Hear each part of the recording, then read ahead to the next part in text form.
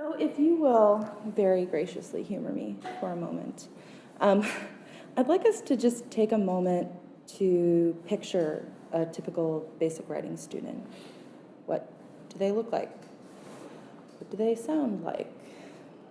What's their family like? Do they work? How old are they?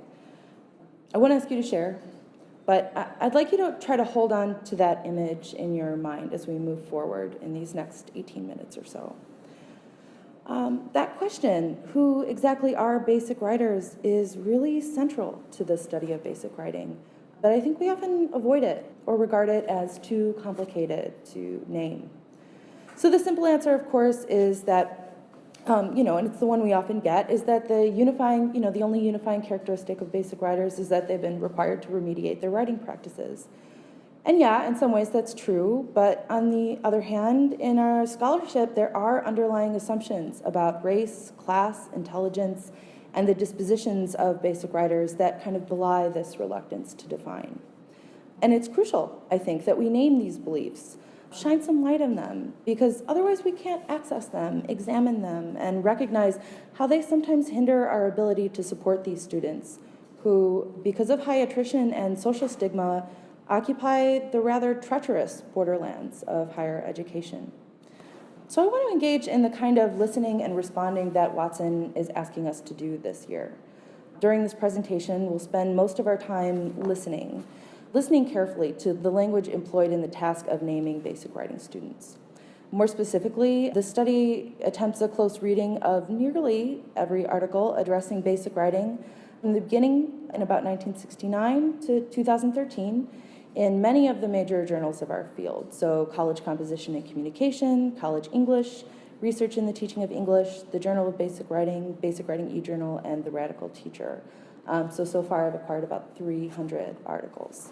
So I'm still wading through this landscape. I'm stranded somewhere in the mid-1990s. But I sketched out 4 ideological moments in the history of basic writing scholarship. So we begin in the 1970s, which is a period of adjustment when basic writers, as we think of them today anyway, first entered the scene. So then we moved to the 1980s when the field began to enlist the help of developmental psychology in understanding the basic writer.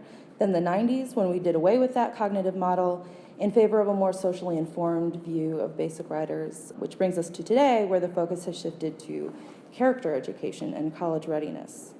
So I divide these periods by decade, but I also want to acknowledge that the actual ideological shifts happened gradually. The lines between them are quite messy, and there are always exceptions. Likewise, the study isn't comprehensive. I don't yet include book-length treatments on the subject, nor do I include much work in other fields like education or developmental psychology. Still, I think these 4 periods provide a useful heuristic for understanding how our beliefs about basic writers have shifted over time. So during this presentation, we'll listen in on each one of these periods, looking closely at the language employed in the task of describing the basic writer. So in the early 1970s, scholarship had just begun to kind of catch up with the open admissions movement, which had invited students who Jeffrey Wagner, professor of English at CUNY, called dunces, misfits, hostile mental children, and the most sluggish of animals. That's a yes. Yes, I'm serious. That's a good question, because it seems too crazy to believe. But to Wagner and others, and he wrote a book called The End of Education on this subject. Of course, the response from compositionists, most notably Mina Shaughnessy, was one of compassion, but also of taming an intellectual beast in the pedagogical West, as she called it. Other scholars write of their rage not at the students, but at the educational and social conditions which produce them. Helen Mills, on the other hand, calls them shadows of students. They did not talk in class, keep appointments, or come to class because they could not comfortably be students.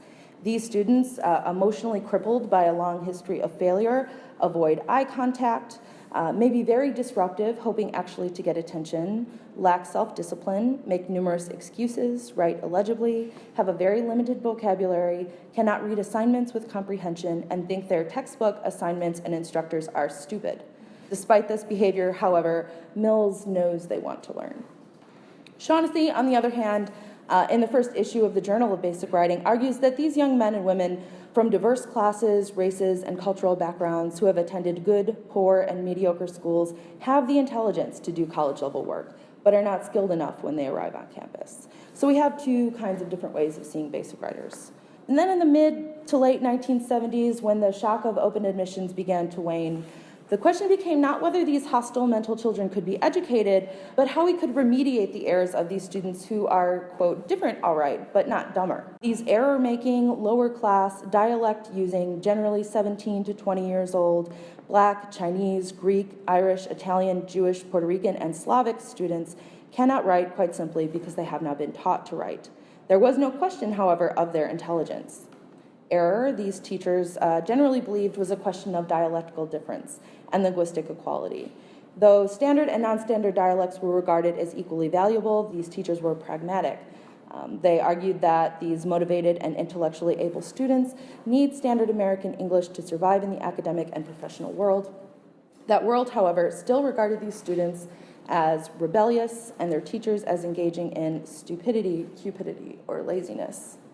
When Andrea Lunsford arrives on the scene in the late 1970s and early 1980s, the profession began to once again question the innate intelligence of basic writers. Where in the early 1970s students were uneducatable, Lunsford and others began to marshal the work of anthropologists and developmental psychologists to argue that basic writers were cognitively deficient, but that instruction could help. These students, still often understood in terms of poverty and race, were unable to write competently and had not attained a level of cognitive development which would enable them to form abstractions or conceptions. The late 1970s and early 1980s would introduce a period where basic writing students were now categorized as coming from oral cultures, semi-literate or even illiterate. A flood of new programs and instructional strategies filled journal pages which addressed the cognitive deficiencies or cognitive limitations of basic writers. The third hallmark of this cognitive scholarship was the categorization of basic writers as egocentric. Lunsford argued that basic writers merge with a topic. They cannot distance themselves in order to gain a variety of perspectives.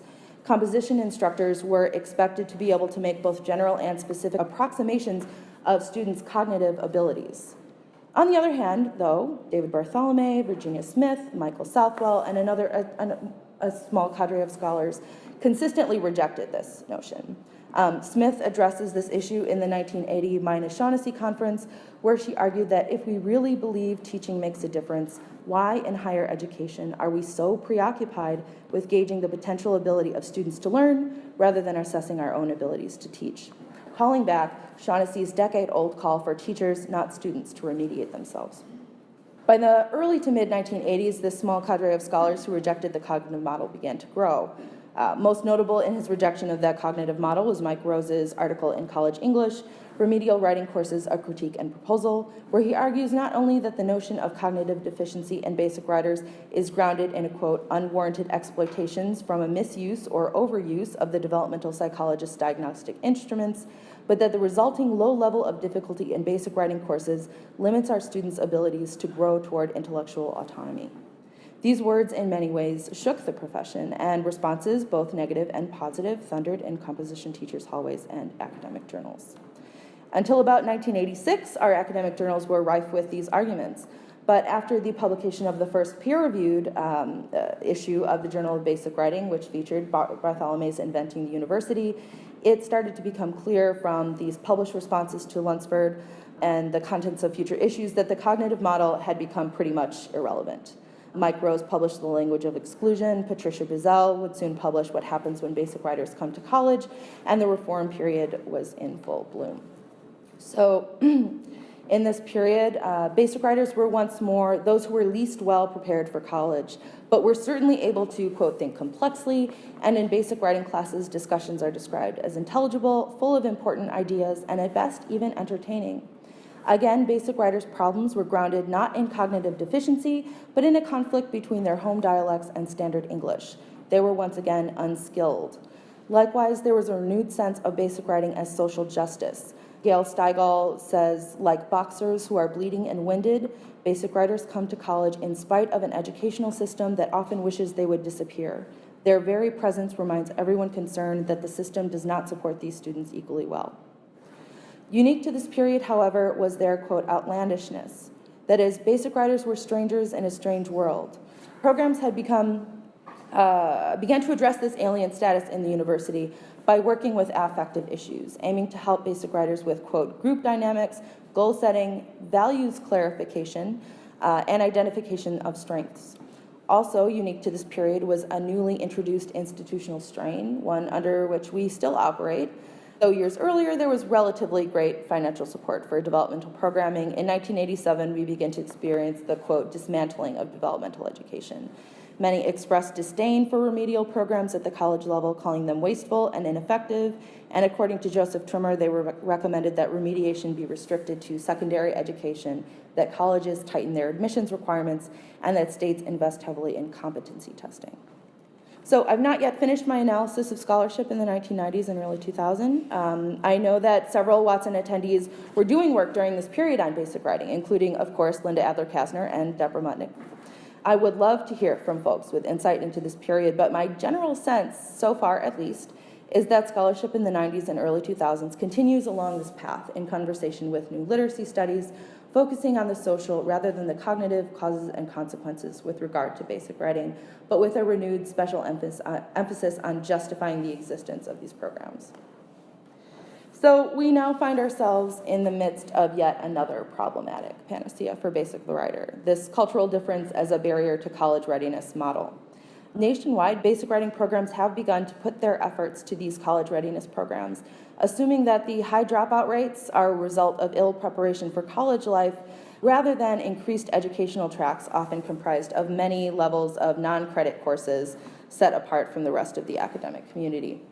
While well-meaning in both aim and practice, this present set of causes and cures serves only to further marginalize and stigmatize these students by virtue of its implication that the cultures from which these students come don't supply students with the values we have supposed are possessed by their mainstream counterparts, like assiduousness, regular attendance, the ability to take constructive criticism, and other often termed affective skills that make for successful college students.